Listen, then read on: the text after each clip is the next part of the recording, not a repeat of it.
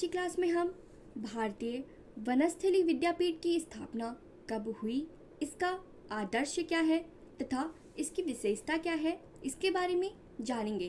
तो आइए शुरू करते हैं अपनी आज की क्लास। वनस्थली विद्यापीठ की स्थापना हीरालाल शास्त्री जी द्वारा सन 1929 में की गई थी।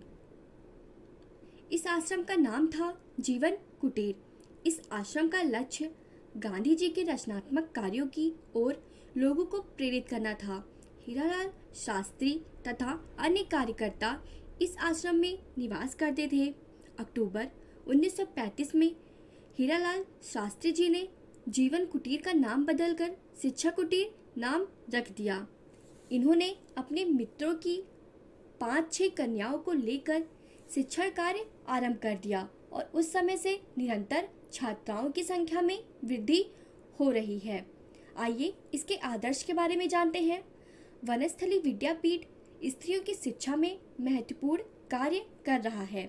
विद्यापीठ ने 22वें कार्य विवरण में अपने मुख्य उद्देश्य से संबंधित जो शब्द कहे हैं उनका सारांश यह है कि विद्यापीठ का उद्देश्य भारतीय संस्कृति की पृष्ठभूमि में विज्ञान और प्रज्ञान के आधार पर व्यक्तित्व को सर्वतोमुखी शारीरिक, नैतिक, बौद्धिक तथा आध्यात्मिक विकास करने वाली ऐसी सर्वांगीण शिक्षा की व्यवस्था करना है जिसके परिणाम स्वरूप गतिशील जीवन के अनुरूप सुसंस्कृत, सुयोग्य और कार्यकुशल नागरिक का निर्माण किया जा सके।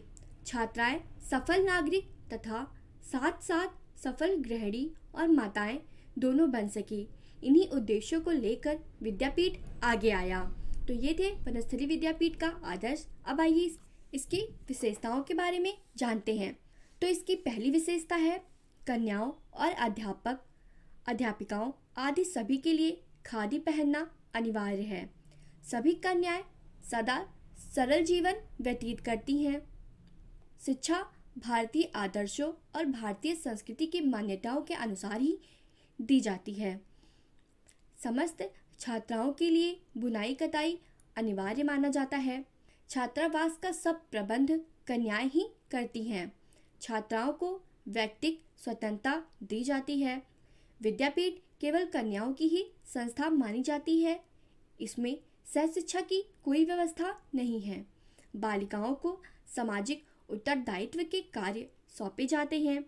लड़कियां छात्रावास में सामुदायिक जीवन व्यतीत करती हैं। वहां किसी भी प्रकार का वर्ग भेद नहीं होता है। वनस्थली विद्यापीठ में कन्याओं के शारीरिक कार्यक्रमों की भी व्यवस्था की गई है।